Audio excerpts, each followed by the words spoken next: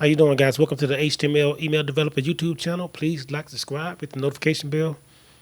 Today, I want to talk about why you should keep going on interviews. For one, it just will give you more experience. The more interviews you go on, the more you will learn the little trends and topics. The more you will know what they're asking for, what they're needing, or what they're looking for in an employer.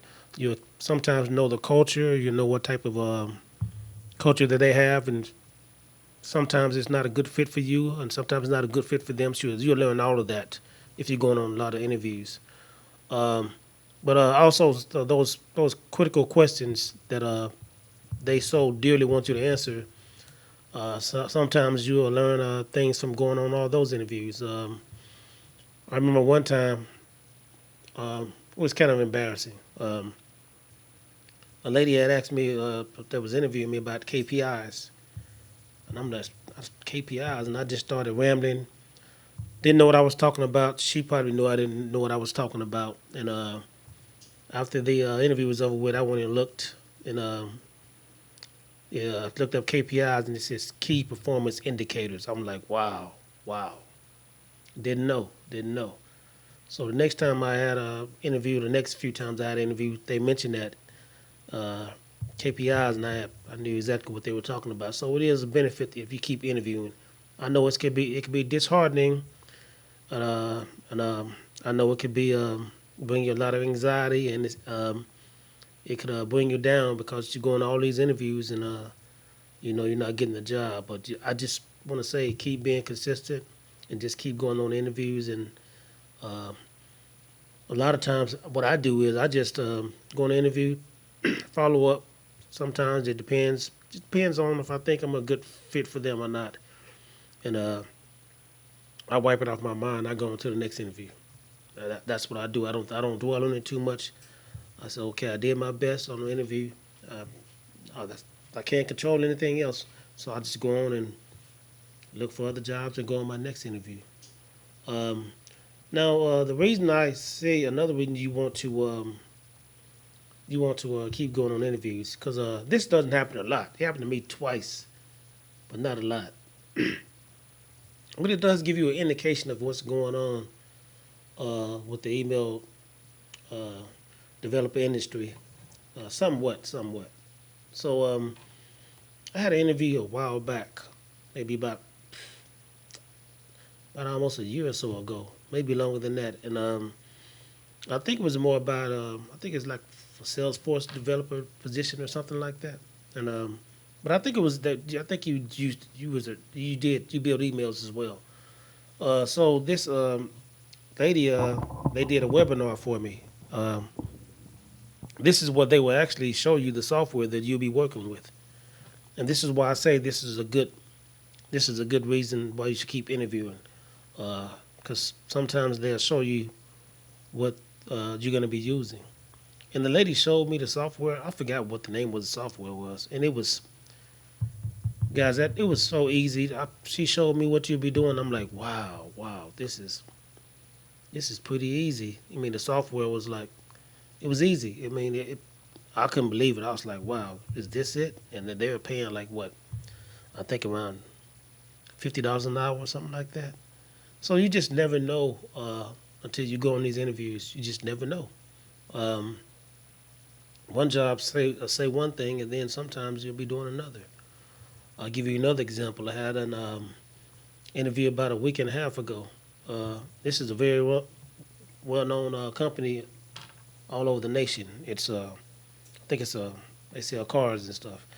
So I had an interview with them, but it was only uh, 20 hours a week. So I just went on the interview, like I said, to keep my skills sharp.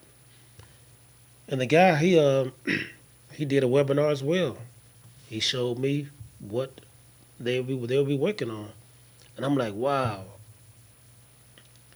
I don't even think I don't think there was no coding done. He showed me what I would be doing.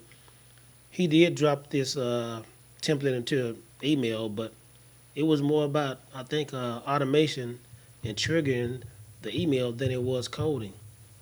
And he said, "Yeah, this is what we do right here." And then I said, "Oh, you don't have to slice the images?" Because I got to slice the images. He said, "No, we don't make our employees slice the images." I'm like, "Wow!" And they're paying way more, not way more, but they're paying more than what I'm getting paid now. And I'm like, "Wow!" So you just never know. So that's another reason you want to, I'd say, go on these interviews because sometimes when you think these jobs are, of course, they're intimidating, and you think you won't be able to do the job. Sometimes it'll blow your mind when you look at the actual job, and if they show you, but they rarely show you now. They don't show you much, but when they show you, you're like, wow, this is not as complicated, as I thought it would be, and it's not, to be honest, because I know my position now. I'll have to. I do way more than I would do if I would have got with that company, but they paid a little bit more than I get paid hourly, and it's only 20 hours. That's why I wasn't, really serious about it. Uh, so guys, just keep your confidence up. Just keep going out there and being consistent, persistent, and you know, putting your resume into all these jobs. At least do 5 a day if you don't do anything else. Do 5 a day. I mean, it's so easy to put in resumes these days because you don't have to actually fill out an application like you did back in the old days. It's very automated as far as submitting your resume. So if you want to just do 5 a day at the least, just do 5 a day. And just put it in the resume. I mean, some of these jobs, like they ask for one thing, but then you'll be doing another, and you'll be like, man, this job description looked like it was very intimidating, but then when you do the actual job, you're like, I think I can do this. I'm confident I can learn this. So that's why I say you just never know. So again, guys, please like, subscribe, hit the notification bell, and I forgot. Also, I try not to do a shameless plug all the time, but I say every 3 or 4 videos I would like to mention that I have a website, emailcapital.com. That's emailcapital.com. I try to put the most recent, up-to-date HTML email developer positions that I see on the website. The most relevant uh, positions will be at the bottom. So I will start at the bottom and go to the top. Again, it's just myself, so it's kind of hard for me to, just run that site by myself as far as the jobs because I don't know any hiring managers. So if anybody see a job that come up there and they know it expired and I didn't take it down, just email me and I'll take it down. Uh, Also, like I said, I got two ebooks now. One is how to become an email developer, and the other one is how to build your email developer portfolio. Again, these are on the website emailcapital.com. So go there. It's a lot of videos. A lot of articles there on how to become an email developer, and just a lot of different resourceful things that pertains to email developers. Again, guys, please like, subscribe, hit the notification bell. Take care.